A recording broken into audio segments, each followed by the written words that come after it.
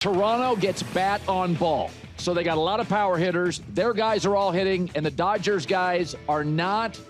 And last night was another example. So we said going in, the Toronto Blue Jays gut check win for them. That's why they're in the World Series. We didn't know if they were going to be on fumes. They are a big inning team. 9 times in the playoffs, they've scored 4 or more runs in an inning. That's 3 times more than the Dodgers. And they dropped a 4 spot in the 7th inning. So Ohtani was fine. He made, in the first couple innings, Shohei Ohtani made Toronto batters look really bad. He mostly had his stuff. Shohei was sharp. 6 innings, gave up 6 hits. He was fine. Now, Vlad Guerrero, and you know this is going to happen, Vlad Guerrero was eventually going to break out of it, and he did.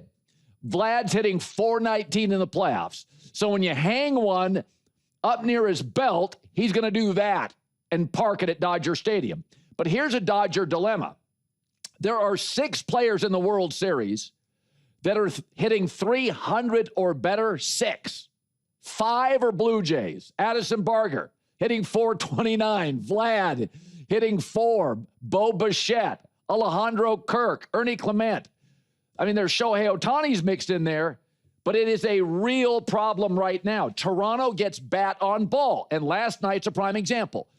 Dave Roberts had talked about Shohei bringing down the velocity to see if he could last longer, so he wasn't quite as dominating, but he left. It was 2-1, and it wasn't long after that, it was 6-1, because this is what Toronto does. They get bat on ball. And so you can't ask for everybody to throw a complete game. Blake Snell goes tonight, but the bigger issue is Max Muncy's hitting $176. Mookie Betts is hitting $158. Tommy Edman, great defensive player, is hitting $167. So Freddie Freeman and Ohtani are carrying the offense. They're on fire. Everybody else for the Dodgers is on sabbatical with a lot of strikeouts. And once again last night, they stranded 18 the other night and won. Last night, they were 0 for 5 with runners in scoring position. So you just, right now, the story of the series is Ohtani's unbelievable, but the Blue Jays have 5 guys hitting over 300 and a couple at 400 and above. So they're going to have to tweak that roster, tweak that lineup. The bullpen, again, it's been spotty. Hot and cold. Last night, couldn't get outs.